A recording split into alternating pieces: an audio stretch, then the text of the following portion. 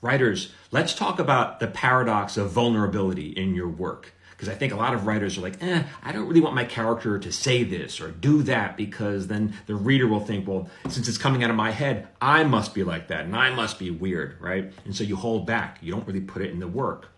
So this weekend I had the first two shows from my work, A Paper Orchestra, which is a collection of personal essays. So I'm up on our stage and I'm performing this, and it's personal to me.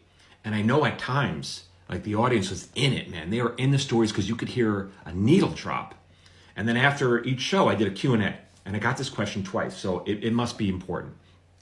People ask, wow, it was so vulnerable of you to be up there and sharing that. Are you worried about being vulnerable? And I think what they mean are like, I'm worried about being judged or seen in a different way.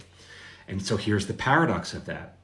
If you hold back and you don't put it in the work, you will be judged, because you will be judged as a bad writer. People, or maybe like an okay writer, they'll read your work or watch it and they'll go, yeah, it was okay, it was all right, right? But they weren't thrilled with it, so you will be judged. But if you put yourself into the work and you allow yourself, and I'm not talking about oversharing, because when you overshare, you're making the audience uncomfortable. You just want to make yourself uncomfortable.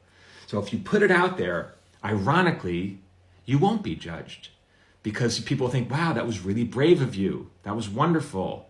So that's the paradox of all this. If you're worried about being judged, then allow yourself to be judged, because then you won't be. All right, for more tips, you can sign up to my watch list. If you want to know where to get it, go here. I send it out once a week. It's my free newsletter.